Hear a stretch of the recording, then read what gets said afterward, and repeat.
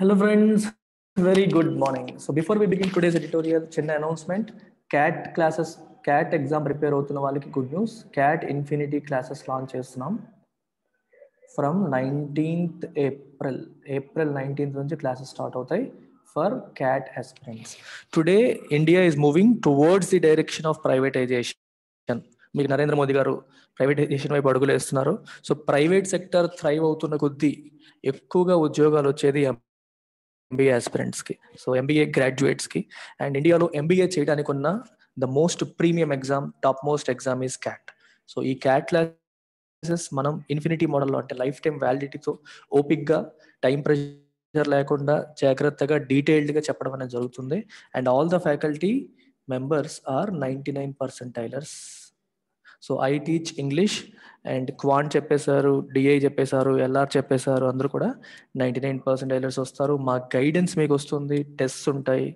Classes అన్నీ కూడా working professionals ఎవరైతే ఉన్నారో వాళ్ళకు అనుకూలంగా ఎర్లీ మార్నింగ్ 6:30కి లేదా నైట్ 7కి ఈ టైమ్స్లో మీకు క్లాసెస్ ఉంటాయి.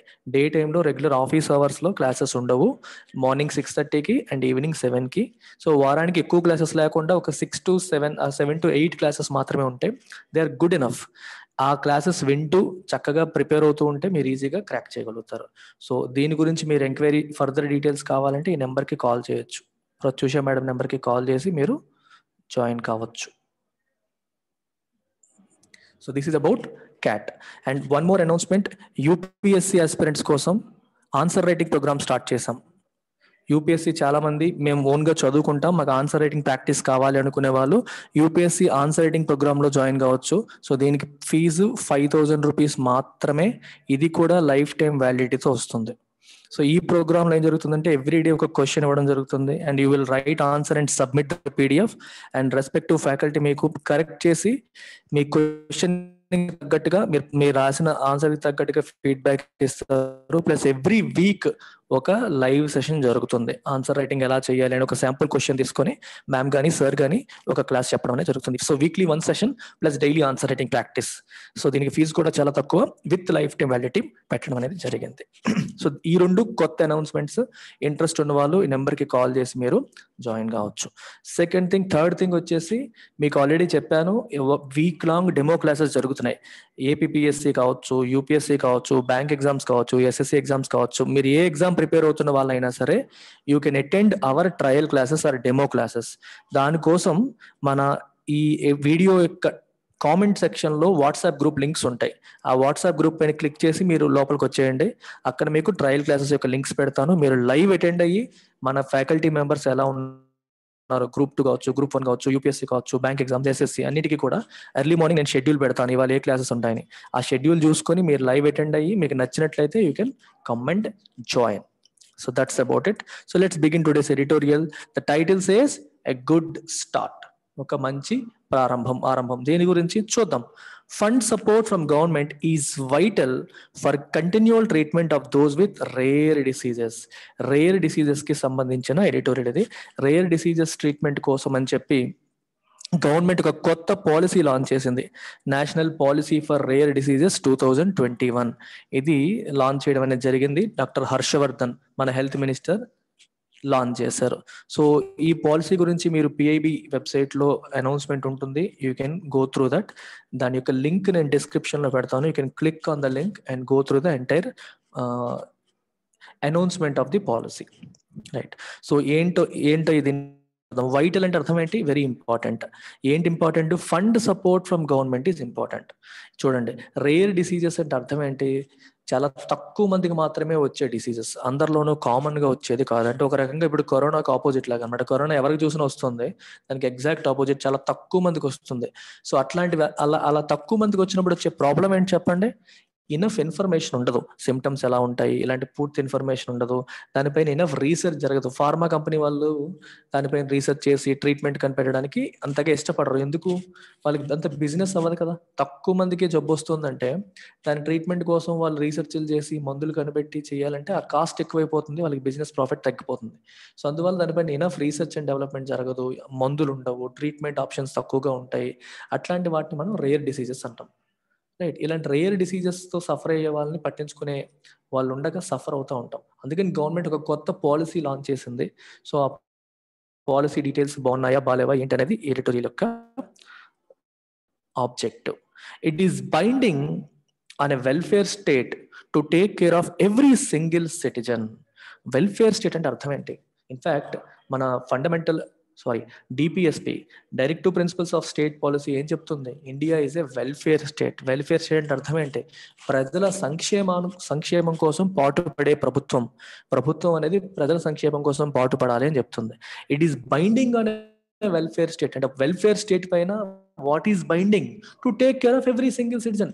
ప్రతి సిటిజన్ ని కూడా చూసుకోవడం, ప్రతి సింగిల్ సిటిజన్ యొక్క గురించి కేర్ తీసుకోవడం అనేది it is binding on any welfare state. So it is binding on you. నువ్వు దాని నుంచి తప్పించుకుంటాను అంటానికి అవ్వదు.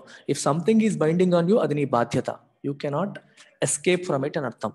Securing the well being of every one, particularly those unable to help themselves, irrespective of whether they constitute a critical mass or not, is important. దీని అర్థం ఏంటి? ప్రతి ఒక్కరి యొక్క వెల్ బీయింగ్ ని సెక్యూర్ చేయడం, ప్రతి ఒక్కరి యొక్క బాగోగులు చూసుకోవడం అనేది important. That to especially those who are unable to help themselves. వాళ్ళని వాళ్ళు హెల్ప్ చేసుకోలేని పొజిషన్లో ఉన్న వాళ్ళు, ట్రీట్మెంట్ ఎఫర్ట్ చేయలేని వాళ్ళు, ఎక్కడికి వెళ్ళాలో తెలియని వాళ్ళు, అట్లాంటి వాళ్ళ యొక్క బాగోగులు చూసుకోవడం అనేది గవర్నమెంట్ యొక్క బాధ్యత, irrespective of whether they constitute a critical mass or not. ఇది చాలా important sentence. What is the meaning of critical mass? మీకు ఒక ఎగ్జాంపుల్ చెప్తాను. క్రిటికల్ మాస్ అంటే అర్థం ఏంటని. ఇప్పుడు నేను ఒక బిజినెస్ స్టార్ట్ చేశాను. నేను ఒక బిజినెస్ స్టార్ట్ చేసి ఒక 10 లక్షలు ఖర్చు పెట్టి బిజినెస్ స్టార్ట్ చేశాను. I started producing some items. ఏదో ఒక మ్యానుఫ్యాక్చరింగ్ ఇండస్ట్రీ పెట్టాను అనుకోండి, ఏవో ఐటమ్స్ ప్రొడ్యూస్ చేయడం మొదలు పెట్టాను. సో ఇప్పుడు నేను ప్రొడ్యూస్ చేస్తున్న ఐటమ్స్ ఒక 100 మందే కొంటున్నారు అనుకోండి, నాకు ఆ ప్రాఫిట్ సరిపోతాయా? సరిపోకపోవచ్చు. సో నేను ఎంత ఖర్చు పెట్టాను, ఎంత మంది కొంటే లేదా ఎన్ని వస్తువులు సేల్ అయితే నాకు బ్రేక్ ఈవెన్ అవుతుందని నేను లెక్క వేసుకుంటాను కదా. ఓకే, నెలకి 1000 ఐటమ్స్ సేల్ అయితే నాకు బ్రేక్ ఈవెన్ అవుతుంది. So in that case the 1000 is my critical mass. అంటే the minimum number that is required to achieve something. అంటే ఇక్కడ నేను ప్రాఫిట్ సాధించడానికి నాకు కావాల్సిన మినిమం నెంబర్ క్రిటికల్ మాస్ అయిపోయింది. అర్థమైందా? ఎలా అనమాట. ఇప్పుడు ప్రభుత్వం ఏదైనా ప్రోగ్రామ్ లాంచ్ చేయాలి అన్నప్పుడు కూడా ఆ మినిమం ఎంతమందికి ఈ మాత్రమైనా ఉంటే వాళ్ళ కోసం ప్రోగ్రామ్ లాంచ్ చేస్తాం, లేకపోతే లాంచ్ చెయ్యం అనుకునే అవకాశం ఉంటుంది కదా. ఒక 10 మంది కోసమో 20 మంది కోసమో ప్రభుత్వం ప్లాన్ చేసి ప్రభుత్వాలు లాంచ్ చేస్తుందా? జనరల్ గా చేయదు. అందుకే ఇక్కడ రాశారు అలా క్రిటికల్ మాస్ ఉందా లేదని కూడా చూడకూడదు, మినిమం ఎంతమంది ఉన్నారా లేదని కూడా చూడకూడదు. చూడకుండా ప్రతి ఒక్కరి యొక్క కేర్ గురించి కూడా ఆలోచించడం అనేది ప్రభుత్వం యొక్క బాధ్యత. That is binding on welfare state అని చెప్పి ఇక్కడ రాయడం జరిగింది. ఇప్పుడు రేర్ డిసీజెస్ తీసుకుంటే మీకు కొంతమందికే వస్తాయి, ఎక్కువ మందికి వచ్చేవాడి మీద నేను దృష్టి పెడతాను, ఎవరికో కొంతమందికి వచ్చేవాడి మీద దృష్టి పెట్టను అనకూడదు. Every single citizen is important అనేది ఇక్కడ ఉద్దేశం. అది మీరు క్యాచ్ చేస్తే సరిపోతుంది. The recent notification of the national policy for rare diseases 2021 UPSC point of వ్యూలో ఇట్లాంటివి 100% ప్రిలిమ్స్ లో ఎక్స్పెక్టెడ్ క్వశ్చన్స్. వీటిపైన ఖచ్చితంగా ప్రిలిమ్స్ లో క్వశ్చన్స్ వస్తాయి.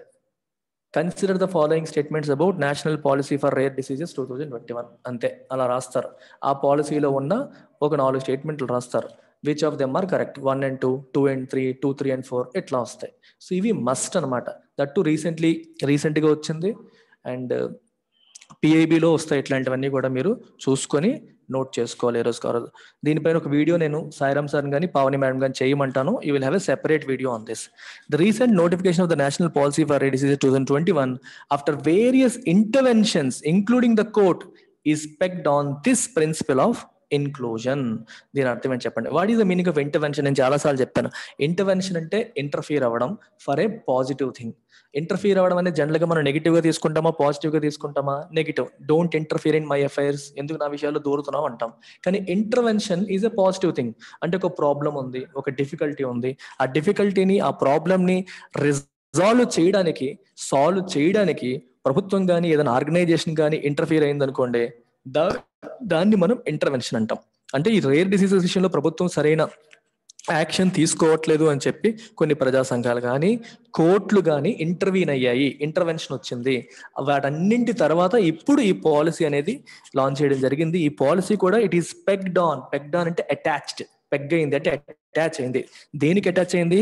On this principle of inclusion. Inclusion అంటే అర్థం ఏంటి? కలుపుకొని పోవడం, అందరినీ కలుపుకొని పోవడం, అందరినీ కూడా కలుపుకోపోవాలి, ప్రతి ఒక్కరికి హెల్ప్ అవ్వాలి అనే ప్రిన్సిపల్ మీద బేస్ చేసుకుని ఈ పాలసీ అనేది వచ్చింది అని చెప్పి అంటున్నారు. ఏ గుడ్ స్టార్ట్, ఒక మంచి ప్రారంభం ఇది. It offers financial support for one time treatment of up to 20 lakhs. ఇట్లాంటివే వస్తాయి మీకు క్వశ్చన్స్. ఇంతకుముందు 15 lakh ఉండేది, ఇప్పుడు 20 lakh కింద మార్చారు. Financial support for one time treatment of up to 20 lakhs. One time treatment కోసం 20 lakhs వరకు ఫినాన్షియల్ సపోర్ట్ గవర్నమెంట్ ఈ పాలసీ ద్వారా, ఈ స్కీమ్ ద్వారా ఇస్తుంది. ఆయుష్మాన్ భారత్ స్కీమ్ ఎలాగూ ఉంది, దాంట్లో భాగంగా దీన్ని ఇన్వాల్వ్ చేశారు. Introduces a crowd funding mechanism. What is the meaning of crowd funding? మనం చాలాసార్లు ఫేస్బుక్లో వాటిలో చూస్తూ ఉంటాం క్రౌడ్ ఫండ్ చేయమని. అంటే పలానా వ్యక్తి బ్లడ్ క్యాన్సర్తో బాధపడుతున్నాడని, పలానా వ్యక్తి పలానా ప్రాబ్లంతో బాధపడుతున్నారని చెప్పి మనం ఫేస్బుక్లో వాటిలో చూస్తూ ఉంటాం. So there will be a button where you can click and contribute. అంటే ఎవరైతే, ఇప్పుడు నేనున్నాను, ఒక ఫ్యామిలీ ఉంది, వాళ్ళ బాబుకి ఒక లంగ్ డిజార్డర్ ఉంది, 20 లక్షలు ఖర్చు అవుతుంది, అతను ఒక డైలీ లేబరర్, ఖర్చు పెట్టలేడు, మనీ తేలేడు. సో అప్పుడు ఏం చేస్తాడు తను? He can go for crowd funding. ఇది నా పరిస్థితి అని చెప్పి పబ్లిక్లో జనాలకు తెలిసేలాగా చేస్తారు. దాతలందరూ ఎవరికి అవకాశం ఉంటే వాళ్ళు ఎంత కుదిరితే అంత పే చేస్తూ ఉంటారు. అలా పే చేయడం వల్ల ఏమవుతుంది? క్రౌడ్ అంటే మనలాంటి వాళ్ళం, జనాలంతా కలిపి ఫండ్ చేస్తున్నారు. సో ఈ క్రౌడ్ ఫండింగ్ మెకానిజంని కూడా గవర్నమెంట్ ఇన్వాల్వ్ చేసింది. అంటే గవర్నమెంట్ తన నిధుల్లోంచే కాకుండా కార్పొరేట్స్ కానీ, ఇండివిజువల్స్ కానీ, if they want to crowd fund such disease, అంటే ఆ డిసీజెస్ ఫేస్ చేస్తున్న పేషెంట్స్ కి క్రౌడ్ ఫండ్ చేయాలంటే అవకాశాన్ని కూడా ప్రభుత్వం ఇందులో కల్పించింది. అందుకే it introduces a crowd funding mechanism, creates a registry of rare diseases. Very very important ఇది. రిజిస్ట్రీ అంటే ఇప్పుడు హాస్పిటల్స్ అన్ని కూడా ఎవరికైనా సరే ఈ పర్టికులర్ కొన్ని డిఫైన్ చేస్తారు, these are the rare diseases అని డిఫైన్ చేస్తారు. ఆ డిసీజెస్ కి ఉన్న సిమ్టమ్స్ తో ఎవరన్నా వస్తే వాళ్ళ డేటా అనేది రిజిస్ట్రీలో మెయింటైన్ చేయాలి. What is the use of such registry చెప్పండి? You will have data for research. ఇప్పుడు కొత్తగా దీనిపైన ఒక రీసెర్చ్ చేయాలనుకోండి, రీసెర్చర్ ఫస్ట్ కోరుకునేది ఏంటి? డేటా. ఎలాంటి సిమ్టమ్స్ తో వస్తున్నారు, ఏజ్ గ్రూప్ వాళ్ళు వస్తున్నారు, రైట్, ఎన్నాళ్ళు పడుతుంది, ఎంతకాలం లైఫ్ స్పాన్ ఉంటుంది, ఇట్లా రకరకాల క్వశ్చన్స్ ఉంటాయి. ఈ డేటా ఉంటే గానీ వాళ్ళు ఫర్దర్ అనాలిసిస్ చేయలేరు. దానికోసం you need to have a central data base. అందుకని ఒక రిజిస్ట్రీ ఆఫ్ రేర్ డిసీజెస్ ని కూడా క్రియేట్ చేసింది. And provides for early detection. దీని అర్థం ఏంటి? ఎర్లీగా ఆ డిసీజెస్ ని డిటెక్ట్ చేసేలాగా గవర్నమెంట్ హాస్పిటల్స్ లోను వాటిల్లోనూ ఇన్ఫ్రాస్ట్రక్చర్ ని అవైలబుల్ గా ఉంచడం, ప్రజలకి ఆ ఇన్ఫర్మేషన్. రేర్ డిసీజెస్ తో ఉన్న పెద్ద ప్రాబ్లం ఏంటంటే, జనరల్ గా మనం వెళ్ళే ప్రైమరీ ఫిజిషియన్స్ కానీ వీళ్ళందరికీ కూడా వాళ్ళకి వాటిపైన అవగాహన లేనప్పుడు, వాళ్ళు జనరల్గా, ఇప్పుడు నేను ఒక జనరల్ మెడిసిన్ డాక్టర్ అనుకోండి, అనుకున్నప్పుడు నాకు జనరల్గా నా దగ్గరికి వచ్చే కేసెస్లో 99% ఆ జ్వరానికో, దగ్గుకో, జలుబుకో, జనరల్గా కామన్గా మనం రోజు ఫేస్ చేసే వ్యాధులతోనే వస్తారు. సడన్గా ఎవడో ఒకడు డిఫరెంట్ సిమ్టమ్స్తో వస్తాడు, లేదా డిఫరెంట్ ఇది వస్తుంది. ఈయనకి వెంటనే మైండ్ స్విచ్ ఆన్ అవుతుందా? అవ్వదు. మనం ఏదైతే రోజు చూస్తామో వీ టెన్ టు ఫీల్ ఇది కూడా వీటిల్లో ఏదో ఒకటి అనుకుంటాం తప్పితే ఇది ఒక రేర్ డిసార్డర్ అయి ఉంటుంది అనేది వెంటనే ఏ డాక్టర్కి స్ట్రైక్ అవుతుంది. ఇది చాలా కామన్. ఇది మా మిస్సెస్ యాక్చువల్గా క్యాన్సర్ స్పెషలిస్ట్. సో చాలా వరకు గైనకాలజీకి సంబంధించిన క్యాన్సర్స్ గైనకాలజిస్టులు వెంటనే, అంటే రెగ్యులర్ గైనిక్ ఇష్యూస్ లాగే తీసేసుకుంటారు. ఇది క్యాన్సర్ అయి ఉంటుంది అని కొంతమంది చెప్పలేకపోవచ్చు. అది అంటే వాళ్ళ తప్పని కాదు, బికాస్ దే లుక్ ఒక 99-100% ఒకేలాంటి కేసెస్ ఎప్పుడు చూసేటప్పుడు ఒక్కటి వేరే సిమ్టమ్తో వచ్చినా సరే అది వేరేది అని అనుమానించకపోవడం అనేది ప్రాబ్లం అయిపోతుంది. డాక్టర్స్ కావాలని తప్పు చేయరు, తెలియకుండా జరుగుతుంది. సో ఇది ఒక ఇష్యూ అనమాట. అందుకని ఎర్లీ డిటెక్షన్ అయ్యేలాగా ప్రాబబ్లీ వాళ్ళని ట్రైన్ చేయడం కావచ్చు, డిఫరెంట్ సెంటర్స్ పెట్టడం కావచ్చు, ఇట్లాంటి ఆస్పెక్ట్స్ పైన కూడా గవర్నమెంట్ ఈ పాలసీలో దృష్టి పెట్టింది. సో ఈ డీటెయిల్స్ అన్ని కూడా మీకు సెపరేట్ వీడియోలో మేడం గాని సార్ గాని చెప్తారు, చూడండి.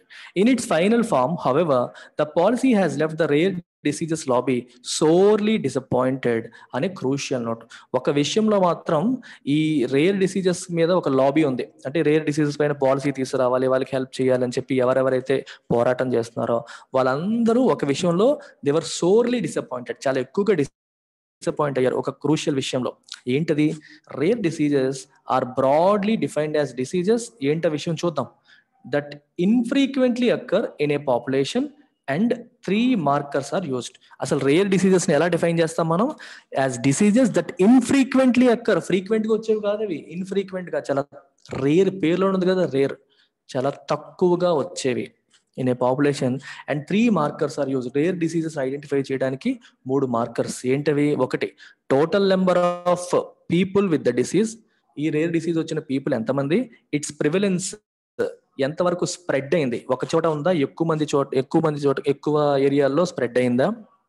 స్ప్రెడ్ అవ్వదు. ఫస్ట్ ఆఫ్ ఆల్ చాలా తక్కువ చోట ఉంటుంది. ఏ ఏరియాల్లో ఉంది అని అర్థం అనమాట, right? And availability and non availability of treatment options. ఇంకోటి ఏంటి, అవైలబిలిటీ మరియు non availability of treatment options. WHO defines rare disease as having a frequency of less than 6.5 to 10,000 people అంట. WHO ఏమని డిఫైన్ చేస్తుంది దీన్ని?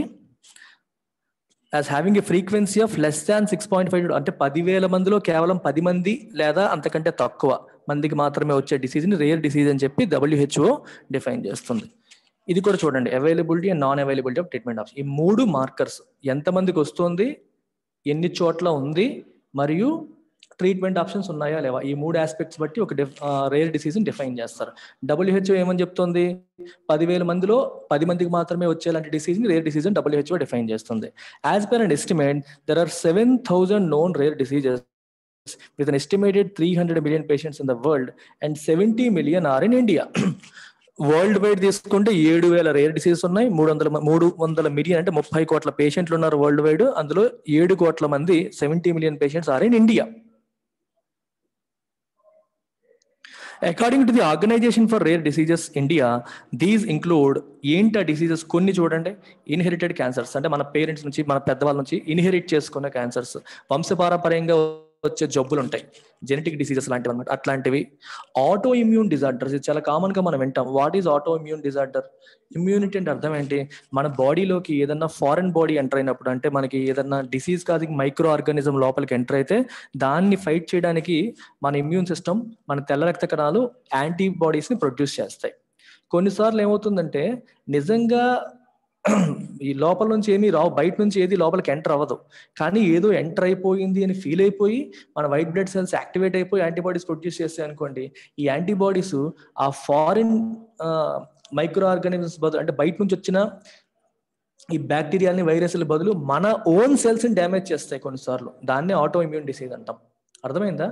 మన ఇమ్యూనిటీ మనకే ఇబ్బంది పెట్టడం, ఏదో వచ్చేసింది అని మన ఇమ్యూన్ సిస్టమ్ యాక్టివేట్ అయిపోయి యాంటీబాడీస్ ని ప్రొడ్యూస్ చేసి ఆ యాంటీబాడీస్ మన సెల్స్ నే, ఆరోగ్యంగా ఉన్న మన సెల్స్ నే డ్యామేజ్ చేస్తాయి కొన్ని డిసీజెస్ లో. ఎగ్జాంపుల్ రొమటాయిడ్ ఆర్థరైటిస్ అంటారు, చాలా డిసీజెస్ ఉంటాయి, వీటిని ఆటో ఇమ్యూన్ డిసీజెస్ అంటారు అన్నమాట. ఇది ఒక రేర్ డిజార్డర్. అలాగే కాంజెనిటల్ మాల్ ఫార్మేషన్స్, కాంజెనిటల్ అంటే పుట్టుకతో వచ్చిన వాటిని కాంజెనిటల్ అంటారు. Okay, occurring from the birth, పుట్టుక నుంచి ఉన్న వాటిని కాంజెనిటల్ అంటారు. మాల్ ఫార్మేషన్ అంటే అర్థం ఏంటి, బాడీలో పార్ట్స్ సరిగ్గా ఫామ్ అవ్వకపోవడం, హార్ట్ కానీ బ్రెయిన్ కానీ అందరికీ ఉండేలాగా నార్మల్ గా ఉండకుండా ఫామ్ అవ్వకపోవడం కాంజెనిటల్ మాల్ ఫార్మేషన్స్. అలాగే హిర్ష్స్ప్రుంగ్స్ డిసీజ్, ఇది ఇంకా నేను పూర్తిగా చూడలేదు దీని గురించి. గోషే డిసీజ్, ఇది గాషర్ అనకూడదు, Gaucher disease. Cystic fibrosis, muscular dystrophies and lysosomal storage disorders. So వీటిలో చాలా వరకు ఏంటంటే ఎంజైమ్ బేస్డ్ డిజార్డర్స్ అనమాట. ఎంజైమ్స్ సఫిషియంట్ ఎంజైమ్స్ లేకపోవడం వల్ల ఫ్యాట్స్ ఫామ్ అయిపోవడం, అవి అరగకపోవడం, డైజెస్ట్ అవ్వకపోవడం, లివర్లోను స్ప్లీన్లోను ఇట్లాంటి వాటిల్లో ఫ్యాట్స్ ఫామ్ అయిపోయి డైజెస్ట్ అవ్వకపోవడం లాంటి డిసీజెస్ ఇవన్నీ. సో అన్నిటి గురించి నేను చదవలేదు, నాకు తెలిసిన వరకు మీకు చెప్పాను. You can check if you want. Much of the effort in the sector from the medical side has been to evolve formal definitions. ఈ రేర్ డిసీజెస్ సెగ్మెంట్ లో మెడికల్ సైడ్ నుంచి ఎఫర్ట్ దేని వైపు ఉందంట, టు ఎవాల్వ్ ఫార్మల్ డెఫినిషన్స్. అంటే ఈ disease ని define చేయాలి. ఏదైనా చూడండి, ఒక ప్రాబ్లమ్ కి సొల్యూషన్ కావాలి అంటే ఫస్ట్ చేయాల్సిన పని ఏంటి, you have to define the problem ని ఫస్ట్ డిఫైన్ చేయాలి. ఎవాల్వ్ అంటే డెవలప్ గ్రాడ్యువల్లీ. ఈ అంటే ఆ ప్రాబ్లంకి ఎలా డిఫైన్ చేస్తాము, ఎలాంటి వ్యక్తులకు వస్తుంది, ఎలాంటి సిమ్టమ్స్ ఉన్నాయి, ఎలాంటి ట్రీట్మెంట్ ఆప్షన్స్ ఉన్నాయి, వీటిని మనం ఫార్మల్ డెఫినేషన్ కింద తీసుకోవచ్చు. మెడికల్ సైడ్ నుంచి ఈ రేర్ డిసీజెస్ వైపు జరుగుతున్న మెయిన్ ఎఫర్ట్ కంట్రిబ్యూషన్ ఏంటంటే to evolve formal definitions in the hope that it would support the development of and commercialization of drugs for treatment. ఎందుకు మీకు ఇందాకే చెప్పాను, మనకి ఒక ప్రాబ్లమ్ ని మనం కరెక్ట్ గా డిఫైన్ చేస్తేనే కదా దానిపైన ఫార్మా కంపెనీస్ వర్క్ చేస్తాయి, రీసెర్చ్ చేస్తాయి. ఇది పలానా ప్రాబ్లం, ఇలాంటి సిమ్టమ్స్ వస్తాయి, ఇలాంటి కారణాల వల్ల వస్తాయి, రీజన్స్ ఇవి అన్నప్పుడు అవి దాన్ని ఎలా అరికట్టాలి అనే ఆలోచనలు వస్తాయి. డ్రగ్స్ పైన రీసెర్చ్ జరగడం జరుగుతుంది, కమర్షియలైజేషన్ జరుగుతుంది, పేటెంట్ చేస్తారు. అవన్నీ జరగాలంటే ఫస్ట్ డెఫినేషన్ రావాలి, డిఫైన్ చేయాలి. అందుకనే మెడికల్ కమ్యూనిటీ నుంచి వస్తున్న సపోర్ట్ ఇది. And improve funding for research on research అదే చెప్తున్నాను మీకు. పేషెంట్ సపోర్ట్ గ్రూప్స్ ఏమని అడుగుతున్నాయి? మెడికల్ కమ్యూనిటీ నుంచి వచ్చిన కంట్రిబ్యూషన్ అంటే డిసీజెస్ ని చక్కగా డిఫైన్ చేయడం. మరి పేషెంట్ కమ్యూనిటీస్ ఏం చేస్తున్నాయంట? Have worked towards drumming up funding assistance for the treatment. వాళ్ళ బాధ ఏంటంటే ఇప్పుడు పేషెంట్స్, ఈ రేర్ డిసీజెస్ తో ఉన్న పేషెంట్స్ తక్కువ మంది ఉంటారు, వీళ్ళ గురించి జనరల్ పబ్లిక్ పట్టించుకోదు, తెలియదు, ఫస్ట్ ప్రభుత్వానికి తెలియదు, ఎవరికి తెలియదు. అందుకని వాళ్ళని ట్రై చేస్తున్నారు drumming up funding assistance. Drumming up అంటే అర్థం ఏంటి? What is the meaning of drum up something? Drum up something అంటే అర్థం ఏంటంటే you try to get assistance for something. ఏంటి అసిస్టెన్స్? Funding assistance. ఆ ట్రీట్మెంట్ కోసం ఫండింగ్ వచ్చేలా చేయడానికి వాళ్ళ వైపు నుంచి వాళ్ళు పోరాటం చేస్తున్నారు. ఇవి కొత్తవి, వీళ్ళ గురించి పట్టించుకోండి, వదిలేయొద్దు అని చెప్పి వాళ్ళు ఫైట్ చేస్తున్నారు. It could be one time or continual. కొన్ని డిసీజెస్ కి వన్ టైం ట్రీట్మెంట్, కొన్నిటికి కంటిన్యూవల్ ట్రీట్మెంట్, ఆగదు, ఇంకా జరుగుతూనే ఉంటుంది, మళ్ళీ ఫ్రీక్వెంట్ ఇంటర్వెల్స్ లో చేస్తూనే ఉండాలి. The notification of the policy comes as a logical conclusion on a long fought battle. అర్థమవుతుందా? ఈ నోటిఫికేషన్ అనేది ఎలా వచ్చింది? Comes as a logical conclusion to a long fought battle. ఎప్పటి నుంచో పోరాటం చేస్తున్న ఈ యుద్ధానికి ఒక కన్క్లూజన్ లాగా ఈ పాలసీ నోటిఫికేషన్ అనేది వచ్చింది.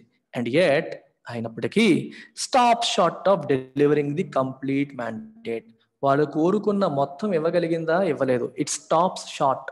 ఇప్పుడు చూడండి, if someone stops short of a goal, వాళ్ళు గోల్ రీచ్ అవ్వలేదు, దగ్గరలో ఆగిపోయారు. ఇక్కడ చూసారా, ఇక్కడ మ్యాండేట్ అంటే అర్థం ఏంటి? మ్యాండేట్ అనే దానికి మల్టిపుల్ మీనింగ్స్ ఉన్నాయి.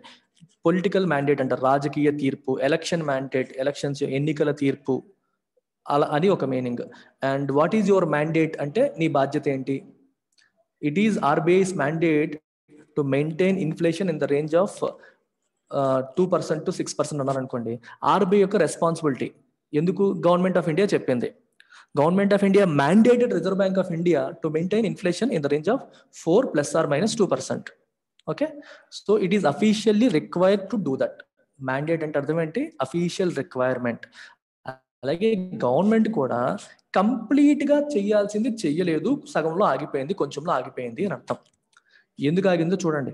యాజ్ పర్ ది పాలసీ ప్రకారం diseases such as LSD for which definitive treatment is available but costs are prohibitive have been categorised as group 3. దీని అర్థం ఏంటో చూద్దాం, ఎందుకని రాశారో కూడా చూద్దాం. LSD అని చూసారా, lysosomal storage disorder. First group 3 అనే పదం ఇక్కడ వాడడం జరిగింది. అసలు గ్రూప్ 1, గ్రూప్ 2, గ్రూప్ 3 ఏంటి కదా? ఈ పదాలు ఎందుకు వచ్చాయో కూడా మనం ఒకసారి చూద్దాం. డిసీజెస్ ని 3 కేటగిరీస్ కింద డివైడ్ చేయడం అనేది జరిగింది. ఆ 3 కేటగిరీస్ ఏంటో కూడా ఒకసారి నేను చెప్తాను, వినండి. మొదటి కేటగిరీ గ్రూప్ 1. గ్రూప్ 1 కేటగిరీలో ఏంటంటే disorders amenable to one time curative treatment. అంటే ఒకసారి ట్రీట్మెంట్ ఇస్తే సరిపోతుంది అనుకునే disorders group 1. One time, continue life long ఎక్కర్లేదు, వన్ టైం ఇస్తే చాలు, they are group 1 category. Group 2 category ఏంటి? Those requiring long term or life long treatment. Life long treatment ఇవ్వాల్సి వచ్చినవి గ్రూప్ 2 కేటగిరీ. గ్రూప్ 3 కేటగిరీ ఏంటి? డెఫినిటివ్ ట్రీట్మెంట్ ఈజ్ అవైలబుల్ కానీ challenges చాలా ఎక్కువగా ఉన్నాయి. అంటే ఫర్ ఎగ్జాంపుల్ చూసారు, ఇక్కడ ఏం రాశారు? Cost are prohibitive. ఇక్కడ ప్రొహిబిటివ్ అంటే అర్థం ఏంటి? మామూలుగా ప్రొహిబిషన్ అంటే అర్థం ఏంటి? స్టాప్ చేయడం, వాళ్ళని నిరోధించడం. For example cigarette smoking is prohibited, నిషేధించబడింది, సిగరెట్ స్మోకింగ్ నిషేధించబడింది అంటాం. కానీ ఆ మీనింగ్ ఇక్కడ ఫిట్ అవుతుందా? కాస్ట్ నిషేధించబడింది అంటామా మనం? కాదు. ఈ ప్రొహిబిటివ్ కున్న రెండో మీనింగ్ ఏంటంటే something that is so high that is impossible to purchase. For example ఇప్పుడు మనకి పులస చేప ఉంది. ద కాస్ట్ ఆఫ్ పులస is prohibitive for much of the middle and lower income category. ఎందుకంటే ఒక కేజీ 2,000 రూపాయలు అన్నాడు అనుకోండి, అంటే the cost is so high that common people cannot afford. అంటే ఎంత ఎక్కువ అంటే మామూలు వాళ్ళు ఎఫర్డ్ చేయలేనంత. అలాంటి సందర్భాల్లో ప్రొహిబిటివ్ అనే పదం వాడతారు. అర్థమైందా? ఇక్కడ ఏంటంటే గ్రూప్ 3 కేటగిరీస్ ఏంటి? ఉన్నాయి డిసీజులు, ట్రీట్మెంట్ కూడా క్లియర్గా ఉంది, కానీ చాలా హై కాస్ట్ ఉన్నాయి, ప్రొహిబిటివ్ కాస్ట్లు ఉన్నాయి. అటువంటి వాటిని గ్రూప్ డి కింద పెట్టారు. ఇట్లాంటి వాటికి ఏ పేషెంట్కి ఇవ్వాలి అనేది పెద్ద క్వశ్చన్ అయిపోతుంది. 4 ఉన్నారు అనుకోండి, ఫండ్ చాలా లిమిటెడ్, ఎవరికి ఇస్తాం? Optimal patient selection is a pain. కరెక్ట్గా పేషెంట్ సెలెక్ట్ చేయడం, ఎవరికి ఇవ్వాలి అనేది కూడా పెద్ద పెయిన్ అయిపోతుంది. ఇట్లాంటి వాళ్ళు గ్రూప్ 3 కింద కేటగరైజ్ చేశారు. అక్కడే ప్రాబ్లం అవుతుందని చెప్తున్నారు. However, no funding has been allocated for the immediate and lifelong treatment needs. for the therapies already approved by the Drug Controller General of India. ఇప్పుడు మన ఇండియాలో drugs controller general of India వాళ్ళు కొన్ని treatments approve చేశారు. ఇప్పుడు రెగ్యులర్గా ఉన్న వేరే ట్రీట్మెంట్ ఎక్స్పెన్సివ్ అయితే మానేయచ్చు, కానీ వీళ్ళు అప్రూవ్ చేసిన ట్రీట్మెంట్స్కి ఇవ్వచ్చు కదా, అది కూడా ఇవ్వట్లేదని అర్థం అనమాట. The immediate and life long treatment needs for therapies already approved by drugs control general of India. Expert point out that the cost to help already diagnosed patients might be in the range of 80 to 100 crore annually. So వీళ్ళందరికీ annual cost ఎంత ఉండొచ్చు అంటున్నారు, 80 నుంచి 100 కోట్ల రూపాయలు గవర్నమెంట్కి ఖర్చు ఉండొచ్చు అని చెప్పి ఎక్స్పర్ట్స్ పాయింట్ అవుట్ చేస్తున్నారు. If the centre can extend the cost sharing agreements that it has worked out with Kerala, Tamil Nadu and Karnataka with other states to it share of the annual cost will be హావ్డ్. Centre ఈ cost sharing agreements చేసుకుంది కొన్ని states, ఎవరితో, కేరళతో, తమిళనాడుతో, కర్ణాటకతో. So నేను కొంచెం మీరు కొంచెం పెట్టుకుందామని. ఇది వేరే స్టేట్స్తో కూడా ఎలాంటి అగ్రిమెంట్ చేసుకుంటే సెంట్రల్ గవర్నమెంట్కి అయ్యే ఖర్చు సగం తగ్గిపోతుంది. The center can, however, still set aside a substantial corpus to fund life-saving treatments even as it rolls out the policy. So center ఏం చేయొచ్చు, సబ్స్టాన్షియల్ కార్పస్ అంటే ఫండ్, ఒక ఇంత అమౌంట్ అని అర్థం. సబ్స్టాన్షియల్ అంటే ఇనఫ్ అమౌంట్, దాన్ని పక్కన పెట్టి దేనికోసం, టు ఫండ్ లైఫ్ సేవింగ్ ట్రీట్మెంట్స్ని ఫండ్ చేయడం కోసం ఒక సబ్స్టాన్షియల్ అమౌంట్ని పక్కన పెట్టాలి. Even as it rolls out the policy. ఒకవైపు పాలసీ రోల్ అవుట్ చేస్తున్నప్పుడు కూడా సెంటర్ అది పూర్తయ్యే, అంటే ఇంకా మొత్తం అగ్రిమెంట్స్ అన్ని అవ్వకముందే కొంత మనీని పక్క పెట్టుకోవడం అనేది మంచిది అనే సెన్స్ అక్కడ వస్తుంది. Doing so will not only complete a job well began. అలా చేయడం వల్ల ఏమవుతుంది, will not only complete a job well began.